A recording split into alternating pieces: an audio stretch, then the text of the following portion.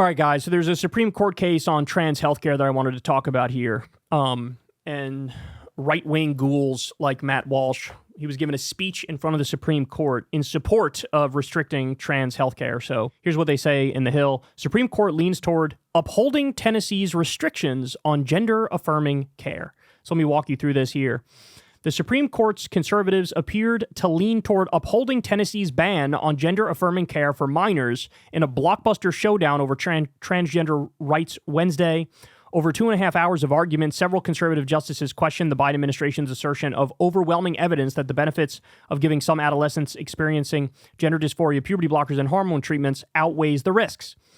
Quote, I wonder if you would like to stand by this statement or if you think it would now be appropriate to modify that and withdraw the statement, said Justice Alito, repeatedly referencing several European countries that have recently moved to restrict some gender-affirming care. Quote, if it's evolving like that and changing and England is pulling back and Sweden is pulling back, it strikes me as a pretty heavy yellow light, if not red light, for this court to come in, the 9 of us, and constitutionalize the whole area, Justice Brett Kavanaugh similarly noted.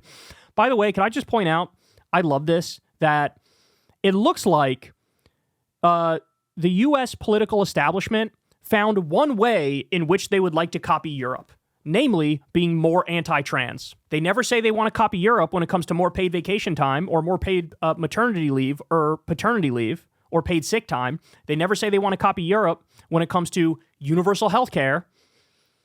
It's only like, hey, restricting trans healthcare? Yeah. Oh, bro, Europe. Well, look at Europe, bro. We need to follow the model, bro. Europe.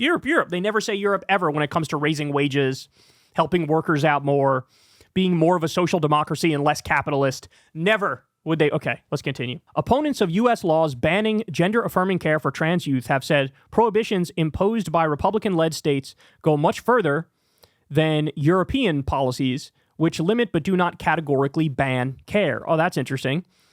So in other words, even saying, we should copy Europe on this, okay, well, this Tennessee law is way more restrictive than European laws. Quote, this is no ordinary medical regulation. Pratik Shah, head of Supreme Court and appellate practice at Aiken Gump, nice name, said of Tennessee's law.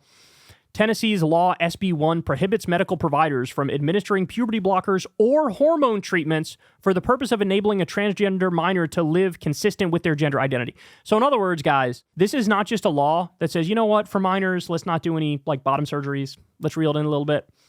This is a law that bans medical providers from even issuing puberty blockers or hormone treatments.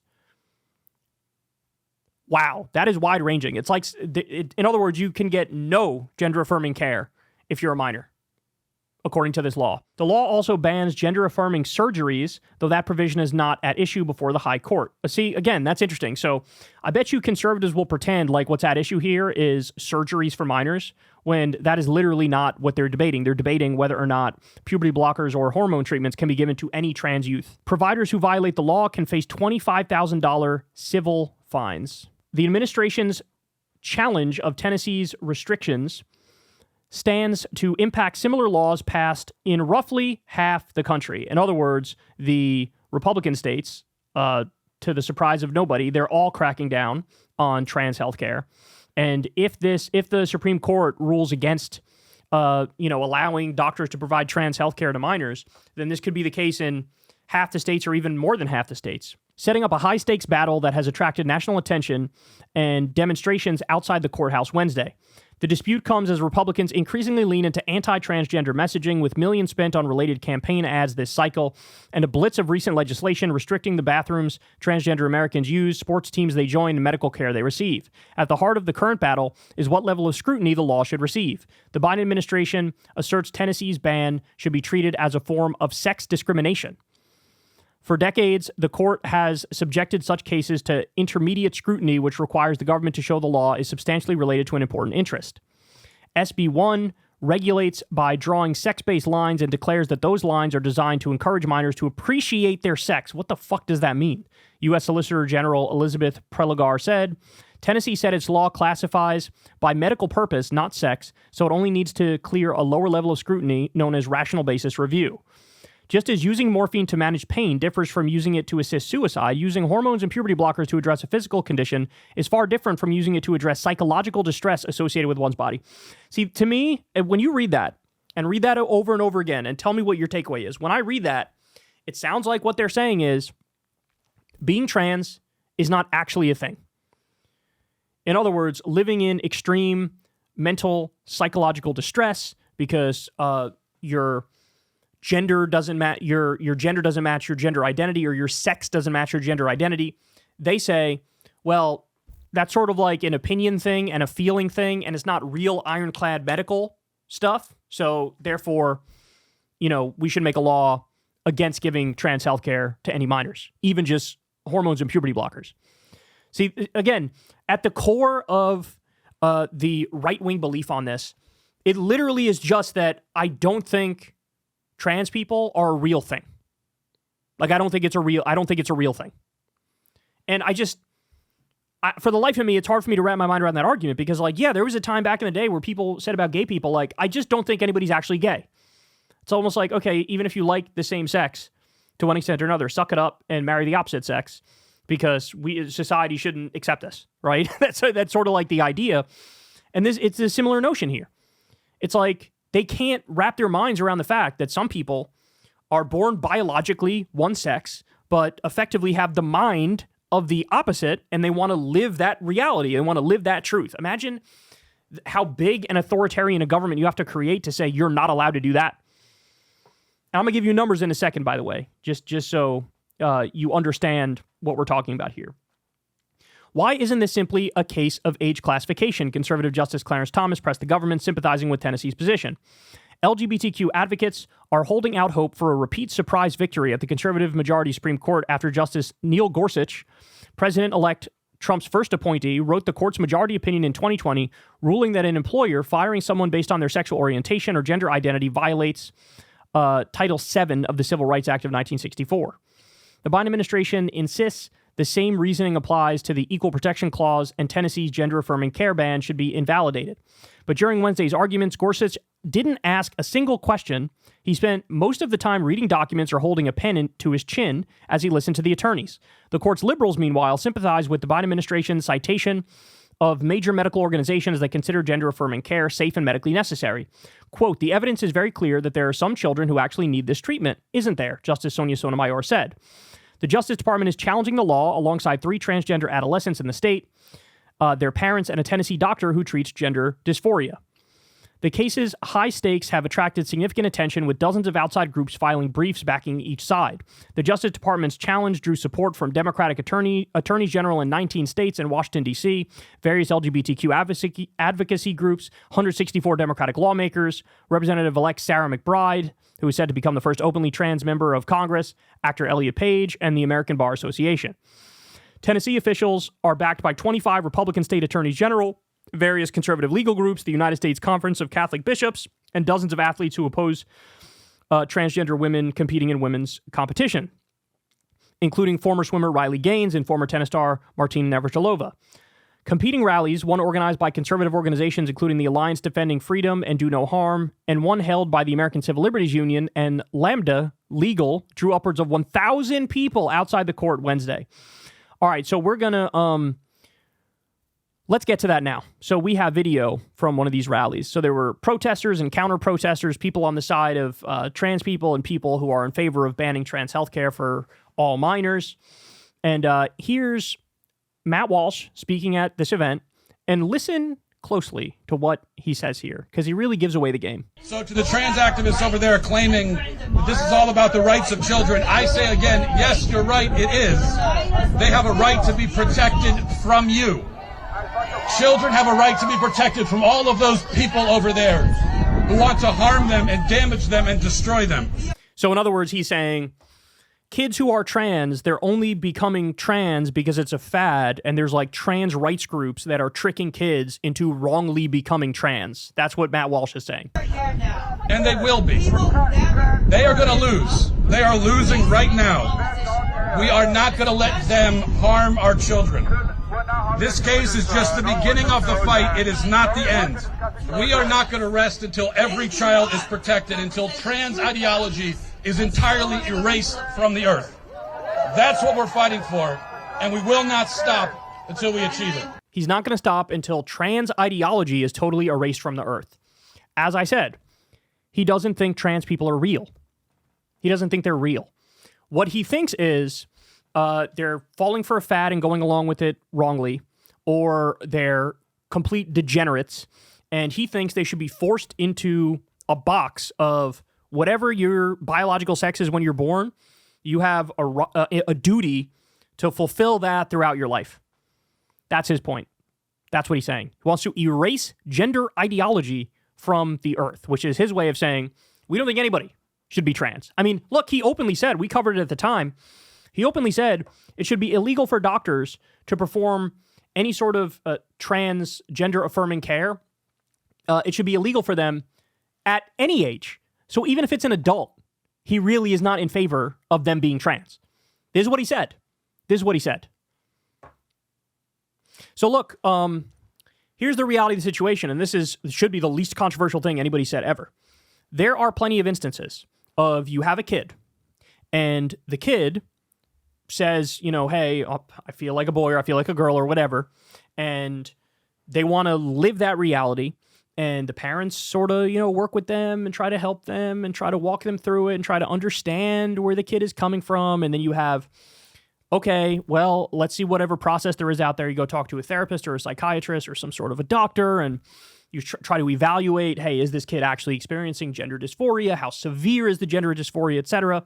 And in those instances, there are some kids that will get treatment. Now, in every case, the treatment is either hormones or puberty blockers. They actually don't do, bottom surgery until they're past a certain age. I don't know exactly what the age is, 16 or something like that. But in almost all the cases, it is just hormones or puberty blockers, and you have the approval of the parents as well as the some doctors who would have to sign off on it. That's how it works now.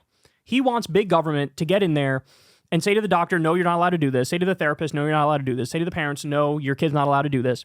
He wants massive authoritarian government overreach to get into people's lives and control their lives, because he thinks, or he pretends, like in an instance where a kid is trans, it's really deranged, ideologically captured parents who are like forcing their kid into being trans, and that's evil and that's wrong. And look, it would be wrong if any parents are forcing their kid to be anything one way or the other way, just because their ideology fits. Of course that would be wrong, but I'm sure that almost never happens.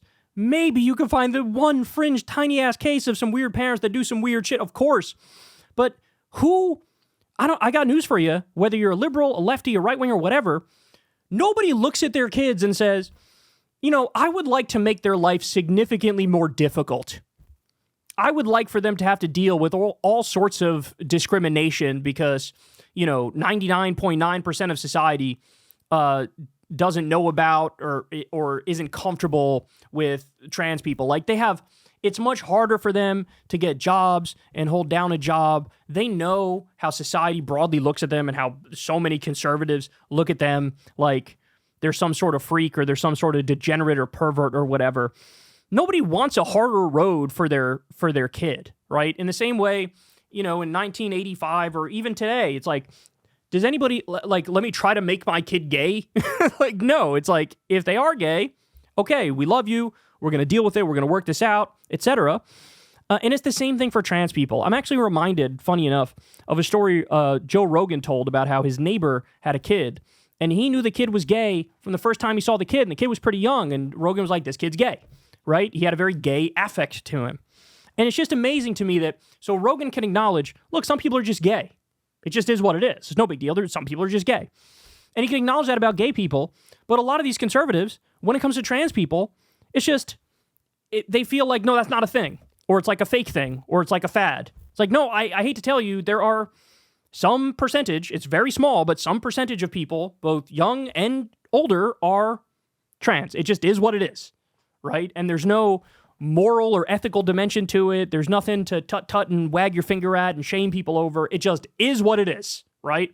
And so the other thing is, these people make it seem like, this is like this is happening all over the country. This is the whole Jordan Peterson bullshit argument about oh, they're turning our children trans, and this butchery has to stop, and this is a massive problem. And they talk about it like it's some colossal thing that's happening.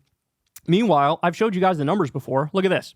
Diagnosis of youths with gender dysphoria. In 2017, it was 15,000. Now it's about 42,000. But still, 42,000 kids out of, I think I crunched the numbers one time, and I think the number is, 7 million? Here, let me look it up right now. How many Americans are under the age of 16? 72.5 million. I thought 7 million. 72.5 million. I don't know where the hell I got 7 million from. But, so there's 72.5 million kids in this country under the age of 16. 42,000 have gender dysphoria. And some people look at this number go up from 2017 to 2021 and go, see, it's a fad. Or, just like with gay people, as time went by, people felt a little more comfortable basically coming out of the closet. And so there's been about this number that's always been trans, but now people are okay admitting it, right? And actually, I don't think it's going to stop here. I do think the number is going to go up, but I think it's going to go up because people are going to finally be more honest with themselves, right? And so whatever that percentage is, if it's 0.5% or whatever it is, there's some number out there and it is what it is. But this number is so tiny and they act like this is a huge problem. More. So how many of these 72.5 million kids in this country use puberty blockers? The number is 1,390. More. How many use hormone therapy? The number is 4,231 out of 72.5 million. So the idea that this is so, oh my God, bro, they're butchering our kids and this is killing a whole generation. By the way, like I said, they don't do bottom surgeries for kids. They don't. How many top surgeries have been done? 72.5 million kids. There's been 282 top surgeries. 282. This is a non-issue. These kids who end up getting gender-affirming care, whether it's the hormones or the puberty blockers or top surgery or whatever it is, these kids, 99% of the time, they genuinely have gender dysphoria. The family's dealing with it as best they can. The medical professionals are dealing with it the best they can. And some of them end up getting help. And a lot of those people who get this kind of help self-report being way better off as a result of it. And Matt Walsh and all these conservatives want to go in there and stop this treatment because they don't actually think it's treatment. They don't think it's treatment. They don't think it works. They think these are perverts and degenerates who have like a mind virus. That's what they think. And now Tennessee is trying to ban no gender affirming care, no matter how minor the intervention, no gender affirming care for any kids. And the result of that is going to be you're going to have a lot of kids who have gender dysphoria, have no way of addressing it. And of course, their mental health is going to plummet off a cliff. And, suicidal ideation is very high for this group anyway. You're going to increase that. You're going to increase the harm that these people have to feel. Probably going to make it so that some people have to move from one state to another state because they can't get the medicine that they used to get. And it's all because of what is at its core, a religious fundamentalist ideology that says you are not allowed to color outside the lines. You're not allowed. God made a man, God made a woman, you are what you are. That's the end of the conversation. Don't want to hear anything else. Well, these are the same people who were anti-gay not that long ago, and many of them are still anti-gay today. It's just their new obsession is trans people. They think you're a pervert and a degenerate. They don't think it's something that necessitates medical support. And it's really the denial of the whole category and existence of any trans people, and they want to make these people's lives objectively harder. And so, no way the Supreme Court should rule on the side of Tennessee here. It would be crazy. But unfortunately, that is very possible to happen. And I feel for all the trans people who will be negatively impacted by this. Hey, y'all, do me a favor and like and subscribe. It helps out big time in the algorithm. Click the bell as well for notifications when videos drop. And watch that video on screen right now. You know you want to.